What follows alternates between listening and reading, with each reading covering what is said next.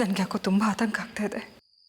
ನಮ್ಮ ಮೇಲೆ ಅಟ್ಯಾಕ್ ಆಗಿದ್ದು ನೋಡಿದ್ರೆ ನಾನು ರಾಜಕೀಯಕ್ಕೆ ಬಂದಿದ್ದರಿಂದನೇ ಇಷ್ಟೆಲ್ಲ ಆಗ್ತಿದೆ ಅಂತ ಅನಿಸ್ತಾ ಇದೆ. ಮತ್ತೆ ನೀವು ಧೃತಿಗೆಡಬೇಡಿ ನೋಡಿ. ಈ ರಾಜಕೀಯದಲ್ಲಿ ಇದೆಲ್ಲ ತುಂಬ ನಾರ್ಮಲ್ಲು. ಇಷ್ಟಕ್ಕೆಲ್ಲ ಹೆದರ್ಕೋಬಾರ್ದು. ಆ್ಯಕ್ಚುಲಿ ನಿಮ್ಮ ಮೇಲೆ ಅಟ್ಯಾಕ್ ಮಾಡಿಸಿರೋದು ಯಾಕೆ ಅಂತ ಗೊತ್ತಾ ನಿಮಗೆ? ನಿಮ್ಮನ್ನು ಸಾಯಿಸಬೇಕು ಅಂತಲ್ಲ.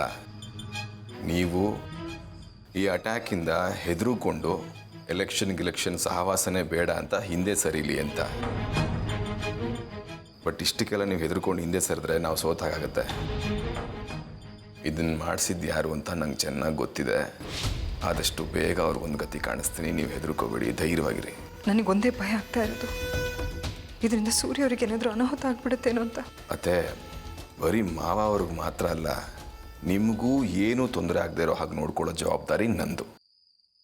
ಸರಿನಾ? ನೀವು ಯಾವುದೇ ಕಾರಣಕ್ಕೂ ಹೆದರ್ಕೋಬಿಡಿ, ಧೈರ್ಯವಾಗಿರಿ, ಎಲ್ಲ ಸರಿ ಹೋಗುತ್ತೆ. ಅತ್ತೆ ಹಾಗೆ ಒಂದು ಮಾತು,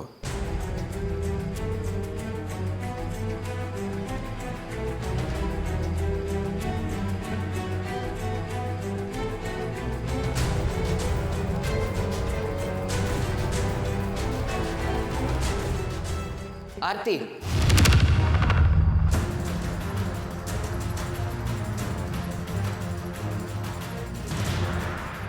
ಇಲ್ಲಿ ಬಂದು ಗುಟ್ಟಾಗಿ ಯಾರ ಜೊತೆ ಫೋನಲ್ಲಿ ಮಾತಾಡ್ತಾ ಇದ್ದೆ?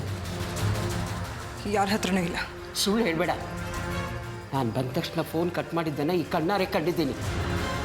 ಯಾರ ಜೊತೆ ಮಾತಾಡ್ತಿದ್ದೆ ಅಂತ ಸತ್ಯ ಹೇಳು.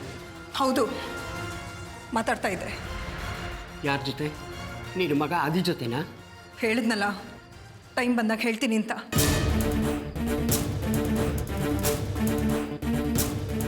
ಇವಳು ಯಾಕೆ ಈ ರೀತಿ ಆಡ್ತಿದ್ದಾಳೆ?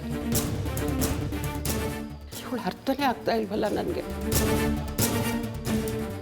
ಇನ್ನು ನಾನು ಏನೇನು ನೋಡಬೇಕು ಏನು? ನೀನೇ ಕಾಪಾಡಬೇಕಪ್ಪ.